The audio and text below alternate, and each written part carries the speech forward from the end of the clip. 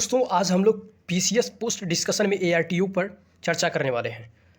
आप सभी को पता है कि पीसीएस 2024 में लगभग सीटों की संख्या 700 प्लस हो चुकी है। एआरटीयू जो कि एक इम्पॉर्टेंट पोस्ट है, ये आप सभी को पता है कि इसका फुल फॉर्म क्या होता है, असिस्टेंट रीजनल ट्रांसपोर्ट ऑफिसर। आज इस पोस्ट के बारे में हम लोग सब कुछ चर्चा करने वाले हैं, यानी इस पोस्ट में कितना प्रमोशन होता है, क्या क्या फैसिलिटी मिलती है और पोस्टिंग कहाँ पर होती है। तो आइए एक एक करके सब चर्चा करते हैं। तो सबसे पहले ये देख लीजिए, ये ऑफिस है सहायक संभागीय परिवहन अधिकारी मथुरा का, यानी मथुरा एआरटीयू की ऑफिस है। इसी तरह का हर ज़िले में ऑफिस होता है।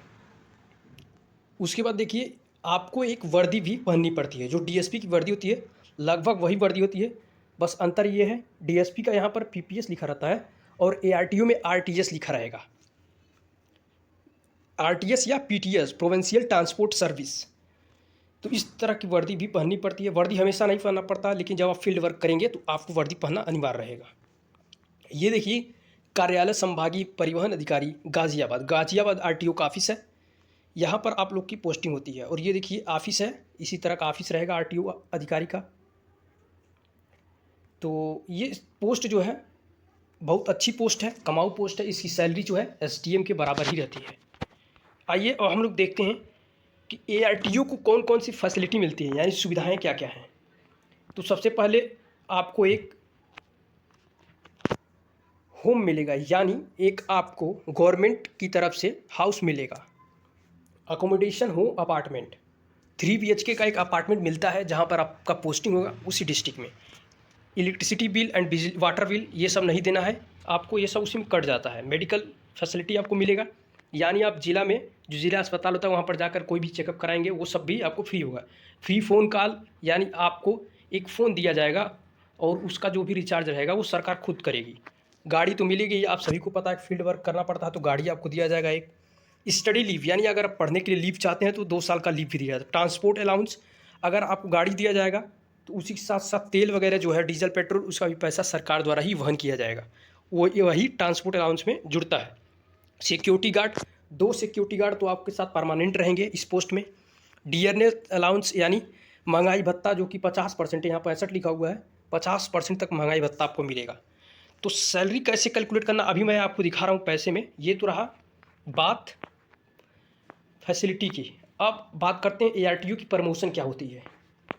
तो सबसे पहले आपको एआरटीयू का जो पोस्टिंग होगा वो एआरटीयू नाम से ही होगा, असिस्टेंट रीजनल ट्रांसपोर्ट ऑफिसर, शुरुआती फेज़ में। और ये 56,000 से यहाँ पर शुरुआत होता है सैलरी का। ये सिर्फ सैलरी है, ये बेसिक पे जो होता है उसके हिसाब से बताया जा रहा है, लेकिन इसमें बहुत सारे अलाउंस जुड़ करके करीब 70,000 प्लस हो जाता है। अभी मैं आपको बताऊंगा कैसे जुड़ता है। उसके बाद आप प्रमोट होंगे, 12 साल तक आप एआरटीयू ही रहेंगे, लेकिन सीनियर एआरटीयू रहेंगे। तो सीनियर एआरटीयू को देखिए वेतन भी बढ़ गया।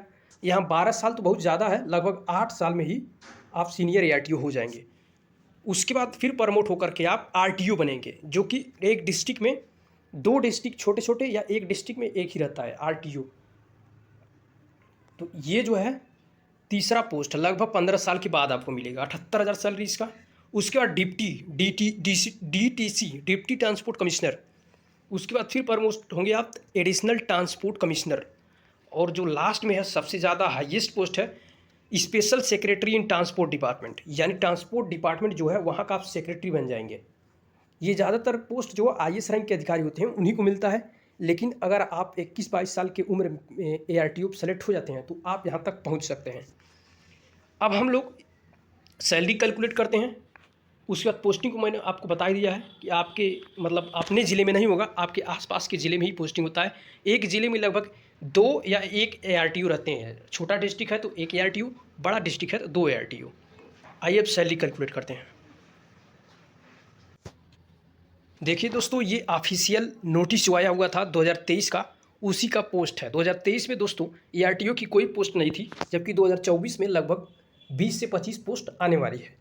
तो इसका जो वेतन होता है दोस्तों, वो डिप्टी कलेक्टर के जितना वेतन ही होता है। यहाँ पर आप देख सकते हैं डिप्टी कलेक्टर का जो वेतन है 15,600 से लेके 39,100, ये इनका ग्रेड पे 5400 है। और जो मेन वेतन है यहाँ पर ये वाला है 56,100। तो वेतन जो है कैलकुलेट होती है 56,100। ये जो है आपका बेसिक पे है। इसमें आप 50% इसका डीए ऐड करेंगे, यानी डियरनेस अलाउंस यानी महंगाई भत्ता। इसका जब आप निकालेंगे 50% तो लगभग 23,350 रुपया होगा इसका, ये इसमें ऐड होगा। तो ये दोनों ऐड करने पे कितना हो जा रहा है, हम लोग देख रहे हैं कि ऐसे ही हो जा रहा है लगभग 79,000। उसके बाद आपको इसके अलावा 5400 HRA मिलता है, और साथ ही साथ 2-3 तरह के और भत्ते मिला करके कुल मिला करके आपको लगभग 82-83 हज़ार आपको मिलेगा इन हैंड सैलरी फर्स्ट, जब आप ज्वाइनिंग करेंगे पहली बार तब। तो ये बात रही ARTU की। आशा करता हूँ आपको अच्छी तरह समझ में आया होगा। अब हम लोग दूसरे किसी पोस्ट पर बात करेंगे, जैसे नायब तहसीलदार हो गया, डिप्टी कलेक्टर का तो सब लोग जानते हैं। इसी तरह वीडियो का भी हम लोग डिस्कशन करेंगे धीरे धीरे, हर एक वीडियो अपलोड की जाएगी हर पोस्ट पे। तो हमारे चैनल को सब्सक्राइब करिए इसी तरह का क्यूरियस इन्फॉर्मेशन के लिए। चलते हैं, फिर मिलेंगे किसी नई अपडेट के साथ। नमस्कार, जय हिंद।